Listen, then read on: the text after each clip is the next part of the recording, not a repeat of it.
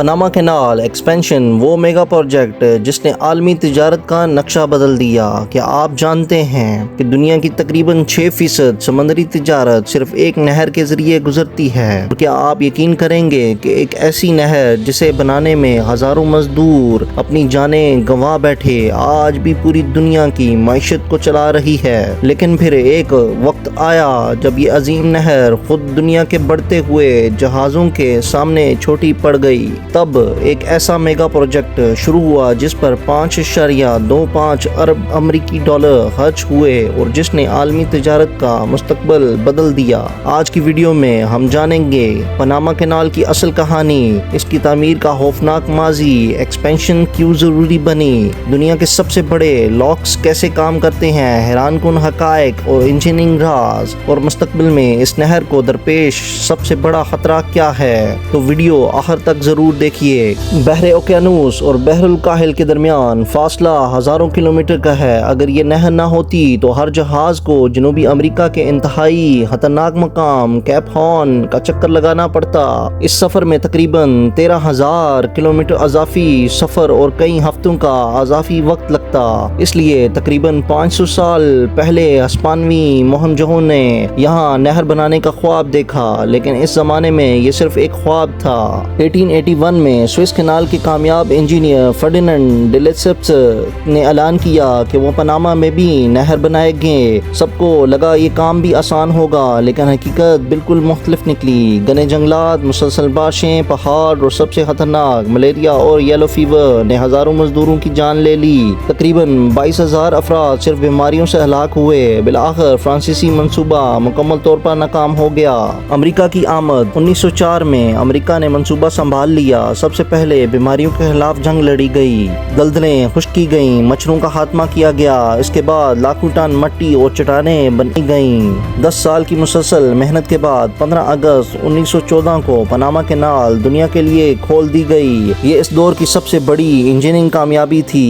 نہر کیسے کام کرتی ہے؟ زیادہ تر لوگ سمجھتے ہیں کہ جہاز سیدھے پانی میں چلتے ہوئے دوسری طرف پہنچ جاتے ہیں۔ حقیقت اس سے کہیں زیادہ حیران کن ہے۔ پاناما کینال تقریباً 82 کلومیٹر لمبی ہے۔ یہ سمندر کی سطح پر نہیں بلکہ تقریباً 26 میٹر بلند گیٹن جھیل سے گزرتی ہے۔ جہازوں کو اوپر اٹھانے اور دوبارہ نیچے لانے کے لیے بہت بڑے لاکس استعمال کیے جاتے ہیں۔ ہر مرتبہ لاکھوں لیٹر پانی صرف کشش ثقل کی مدد سے اندر اور باہر آتا ہے۔ کوئی بڑا پمپ استعمال نہیں کیا جاتا۔ یہ انجینئرنگ کا ایک حیرت انگیز نظام ہے۔ مسئلہ کب شروع ہوا؟ وقت گزرتا گیا، دنیا بدل گئی، جہاز پہلے سے کئی گنا بڑے ہوتے گئے، لیکن نہر وہیں رہی۔ صرف مخصوص سائز کے جہاز ہی گزر سکتے تھے، انہیں پینامیکس شپس کہا جاتا تھا۔ دنیا کے نئے کنٹینر جہاز اس نہر سے نہیں گزر سکتے تھے۔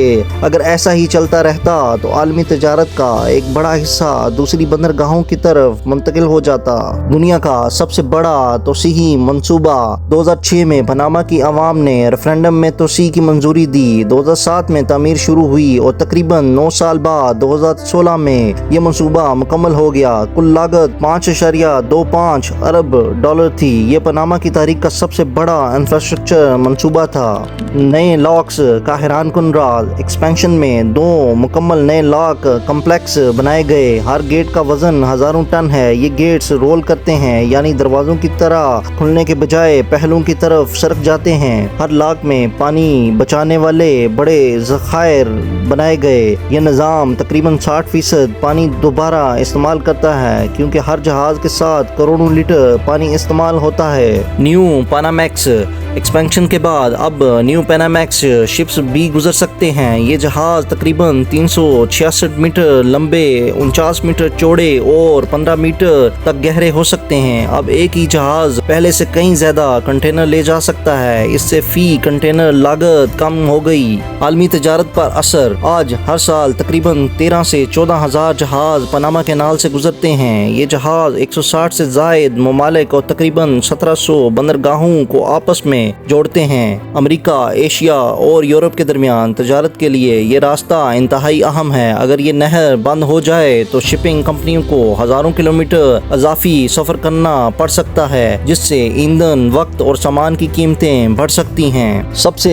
बड़ा खतरा अभी बाकी था, लेकिन इस अजीम मंसूबे के सामने आज एक नया दुश्मन खड़ा है और वो है पानी की कमी। पनामा कैनाल बारिश की पानी पर मुनहसर है। अगर बारिश कम हो तो गेटन झील में पानी की सतह गिर जाती है। नतीजतन जहाज़ों की तादाद महदूद करनी पड़ती है। कुछ औकात में जहाज़ों को कई दिन इंतज़ार करना पड़ता है। ये मसला मुस्तकबिल में मज़ीद बड़ा चैलेंज बन सकता है। इसलिए पनामा हुकूमत नए आबी ज़खायर और पानी के इंतज़ाम पर काम कर रही है। हैरानकुन हक़ाइक़: तामीर के दौरान लाखों टन चट्टानें हटाई गईं। एक जहाज़ को नहर अबूर करने में औसतन 8 से 10 घंटे लगते हैं। जहाज़ तकरीबन 26 मीटर ऊपर और फिर वापस नीचे आते हैं। नहर के जरिए सफ़र करने से हज़ारों किलोमीटर का फासला बच जाता है। एक्सपेंशन के बाद दुनिया के कई बड़े कंटेनर जहाज़ इस रास्ते से गुजरने लगे। पनामा कैनाल सिर्फ एक नहर नहीं, ये इंसानी जहानत, इंजीनियरिंग और आलमी तजारत की ताकत की जिंदा मिसाल है। एक ऐसा मंसूबा जिसने दुनिया के नक्शे पर समुद्री रास्तों को हमेशा के लिए बदल दिया। लेकिन अब सवाल ये है, अगर मुस्तकबिल में पानी की कमी मजीद बढ़ गई तो क्या दुनिया की ये सबसे अहम तजारती शाहराह अपनी रफ्तार बरकरार रख सकेगी? अपनी राय कमेंट में ज़रूर बताएं। अगर आपको दुनिया के हैरानकुन मेगा प्रोजेक्ट्स, इंजीनियरिंग राज और आलमी इंफ्रास्ट्रक्चर की एक ऐसी ही मुस्तनद डॉक्यूमेंट्रीज पसंद हैं तो वीडियो को लाइक करें, चैनल को सब्सक्राइब करें और बेल आइकन ज़रूर दबाएं।